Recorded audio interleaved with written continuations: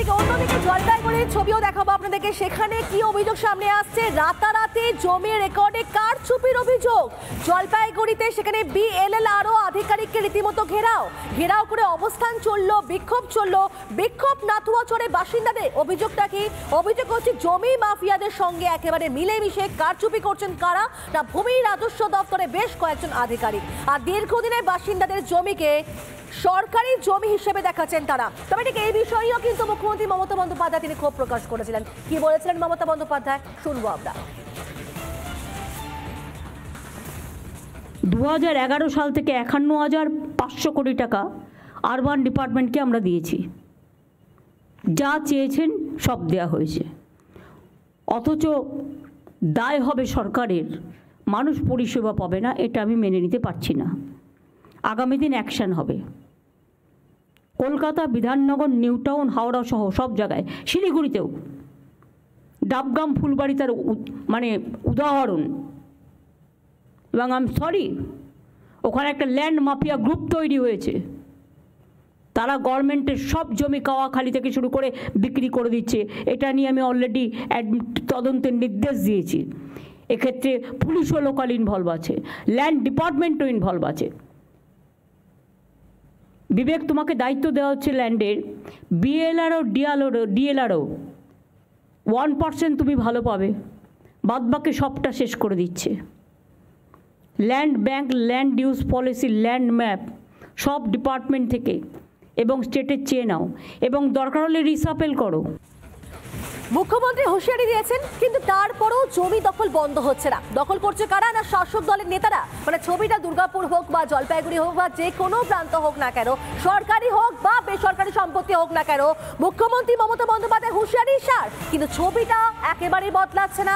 দখল একেবারেই বন্ধ হচ্ছে না। মুখ্যমন্ত্রী হুঁশিয়ারিটাই সার হয়ে দাঁড়াচ্ছে। দখল বন্ধ হচ্ছে না। সরকারি সম্পত্তি হোক বা ব্যক্তিগত সম্পত্তি হোক, সবটা জায়গা কিন্তু এভাবে দখল চলছে। এবং সেখানে কিন্তু বলা যায় যে ছবিটা সর্বত্র একই। মুখ্যমন্ত্রী মমতা বন্দ্যোপাধ্যায় হুঁশিয়ারি সার।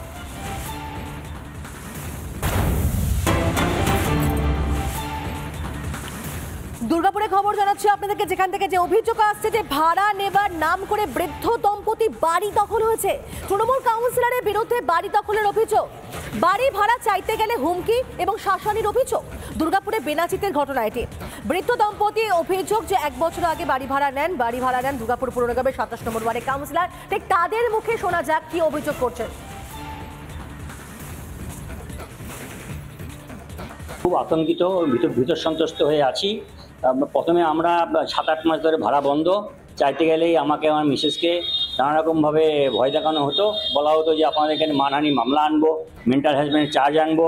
আপনারা ভাবেন কি আমি কাউন্সিলর? হ্যাঁ, আপনারা কি করেন দেখে নেবো। আমরা ভাড়াও দেবো না, ঘরও ছাড়বো না। আমার মিসেসকেও যা তা বলে অপমান করেন। আমি মাননীয় মুখ্যমন্ত্রীকে আমরা অশেষ ধন্যবাদ জানাই যে আমরা এটা দেখে আমাদের মতো বৃদ্ধরা খুবই আশ্বস্ত হয়েছি আমরা যে এরপরে হয়তো আমরা সুরাহা পাবো।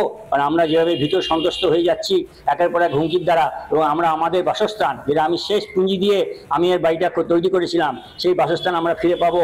আমি এখন ভাড়া বাড়িতে আছি, সেই ভাড়া বাড়ি থেকে উঠে এসে আমরা এখানে থাকবো, এই আশায় আমরা বুক বেনে আছি।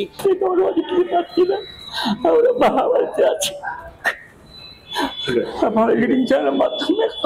আমরা কত দৌড়াদৌড়ি করবো, থানা কত দৌড়াদৌড়ি করবো, উনি চাইতে গেলে ভয়। অভিযোগকারী বক্তব্য তো শুনলেন, কিন্তু যার বিরুদ্ধে অভিযোগ তিনি কি বলছেন শুনবো। এটা সম্পূর্ণ মিথ্যে। প্রথমে আমি বলি এটা সম্পূর্ণ মিথ্যে, এরকম কোনো ঘটনা ঘটেনি এবং ভাড়া দিচ্ছে না, এটাও সম্পূর্ণ মিথ্যে। উনি এটা কোনো পরিকল্পনা মাফিক করছেন। আমাকে একটা ষড়যন্ত্র স্বীকার করেছেন, সামনে কোনো ভোট আসছে, উনি চাচ্ছেন আমি একজন ডাক্তার, আমি একজন প্রফেশনাল, আমার একটা ইমেজ আছে, সোশ্যাল ইমেজ আছে, সেগুলো উনি নষ্ট করার চেষ্টা করছেন। এটা সম্পূর্ণ মিথ্যা। আমি এটা কিন্তু এগেনস্টে আমিও অ্যাকশন নিতে পারি, এটা আমি একেবারেই বিশ্বাস করি না। উনি আমার মেয়েকে পর্যন্ত ওই এফআইআর না। আপনি এখন নিয়মিত ভাড়া দিচ্ছেন? হ্যাঁ, কিন্তু আন্ডার জুরিসডিকশনে গেছে। এখন আমি কোন হিসেবে দেবো? উনি এনটিএস থানায় করেছে, এখন থেকে আমি কিভাবে? এটা তো রিসেন্ট এফআইআর তো আপনার 16 তারিখে করেছে, তার আগে তো উনি থানায় যাচ্ছে। আচ্ছা, আপনি ভাড়া কবে থেকে দেওয়া বন্ধ করুন? ভাড়া কবে থেকে দেওয়া বন্ধ? এটা আমার মনে নেই, 1 মাস হবে হয়তো। আচ্ছা, এই ঘটনা ঘটানোর পরে উনি সমস্ত জায়গায় গিয়ে সবার কাছে আবার ফেস লস করছেন। আপনারা শুনলেন যে বাড়ি ভাড়া নিয়ে দখলের অভিযোগ তৃণমূল কাউন্সিলরের বিরুদ্ধে এবং ভাড়া চাইতে গেলে হুমকি ও শ্মশানী সুবিচারে আসা এবার মুখ্যমন্ত্রীর কাছে আবেদন করছেন তারা। দেখে এই বিষয়টা আরো বেশি স্পষ্ট হবে, দেখাবো আপনাদেরকে একটি বিশেষ প্রতিবেদন দেখুন।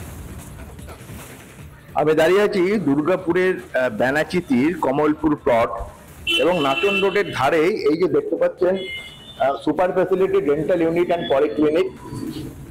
এই যে পলিক্লিনিক ডেন্টাল ক্লিনিক এটা করেছিলেন আমাদের দুর্গাপুর মহকুমা হাসপাতালের প্রাক্তন সুপার ডক্টর মিহির নন্দীর স্ত্রী কাউন্সিলর 27 নম্বর ওয়ার্ডের ছবি নন্দী, এবং তার এই ক্লিনিকের উদ্বোধন করেন রাজ্যের পঞ্চায়েত ও গ্রাম উন্নয়ন মন্ত্রী প্রদীপ মজুমদার।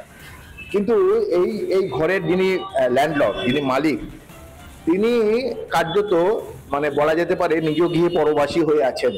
কারণ কাউন্সিলর, তৃণমূলের কাউন্সিলর 1 বছর 2022 সালের 15ই মার্চ তার সঙ্গে চুক্তিবদ্ধ হন ছবি নন্দী, যে মাসে 50,000 টাকা ভাড়া।